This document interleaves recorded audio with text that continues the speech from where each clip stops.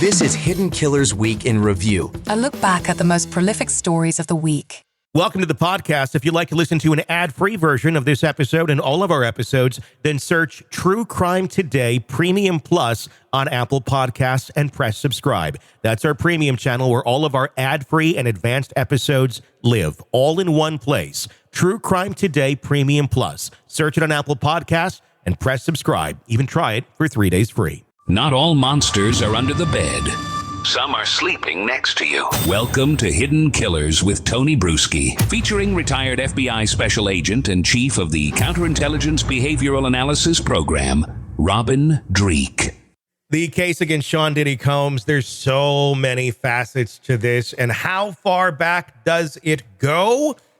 Quite a ways. One of the big facets in this case is that shooting that took place in 1999 at a New York club, which Jennifer Lopez was there with Diddy, as was one of Diddy's up-and-coming protege artists at the time. His name is Shine, and he would have been pretty big news had he not gone to prison for 10 years and taken the rap for Diddy's shooting. He's come out now on the other side, far better, I think, than most of the bad boy family.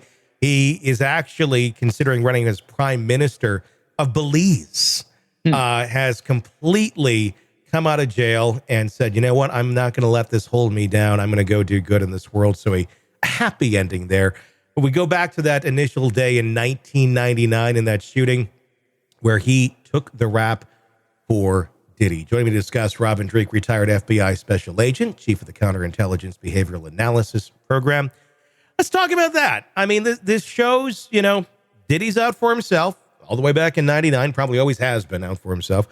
And his friend, his protege, ends up going down as Diddy is acquitted on those charges for 10 years. Even the woman who was shot has flat out said, it was Diddy who shot me.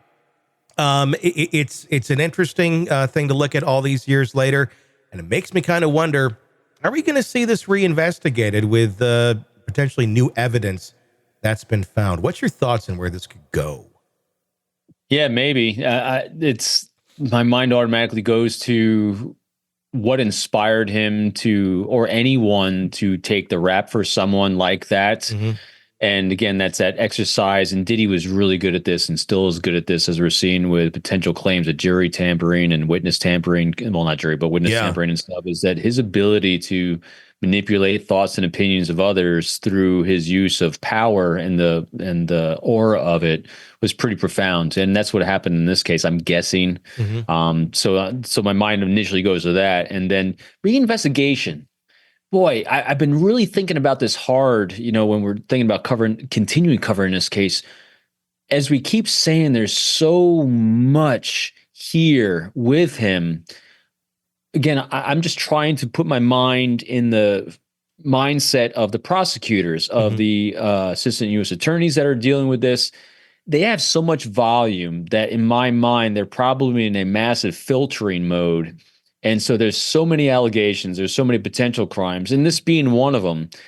I think they will explore it and investigate it if there's hard data points, because at this point, they're going to go for things, I won't call it low-hanging fruit, but they're going to go through a process of elimination, because they're not going to be able to prosecute everything. There's no way. There's just the volume's too high. So they got to go for hard evidence and hard data points, like all the accusers that are coming out against him.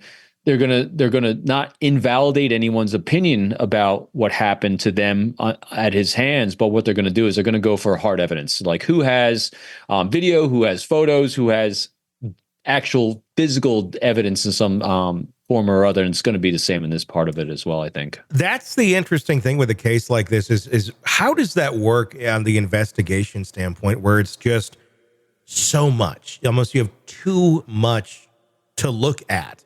And there's only so many people, and you already got these other charges over here.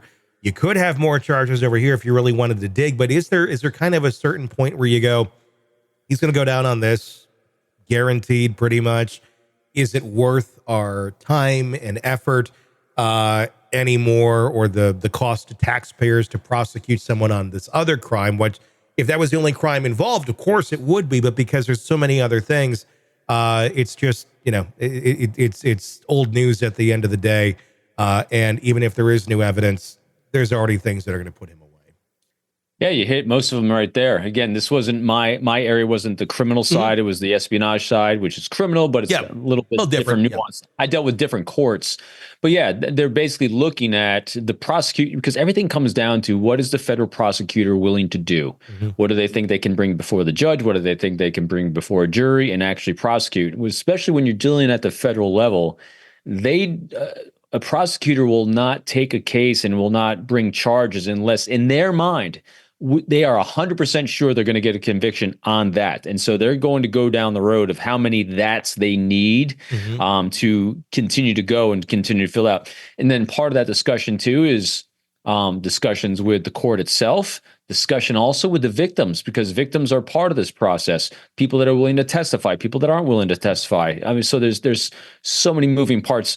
And then when you're talking about the cost of this, the cost to the taxpayers, this is immense, because every interview costs money, because it's time that you're spending doing this as opposed to doing this over here, the resources and manpower to do that. So it's hourly wages or salaries of people that are involved in that. Spaces that might have to be rented in order to conduct these interviews. I mean, it is really pretty tremendous. And so they filter. There's no doubt there's a massive filtering process going on, but it's not filtering out in a sense of letting off in any way. It's like the biggest bang for the buck they're going to bring. Welcome to the podcast. If you'd like to listen to an ad-free version of this episode and all of our episodes, then search True Crime Today Premium Plus on Apple Podcasts and press subscribe. That's our premium channel where all of our ad-free and advanced episodes live, all in one place. True Crime Today Premium Plus. Search it on Apple Podcasts and press subscribe. Even try it for 3 days free. Let's be honest. Nothing kills the thrill of a good murder mystery like a commercial for laundry detergent. It's like someone slapping a closed sign on your favorite dive bar. But you're not here for that, are you? You're here for the good stuff. So ditch the ads and upgrade to True Crime Today Premium Plus on Apple Podcasts. With True Crime Today Premium Plus, you get your crime straight. No chaser. Commercial free with extended interviews and early access. It's like getting the bartender's special when the bar's already closed. Search for True Crime Today Premium Plus on Apple Podcasts. Subscribe and drink it all in.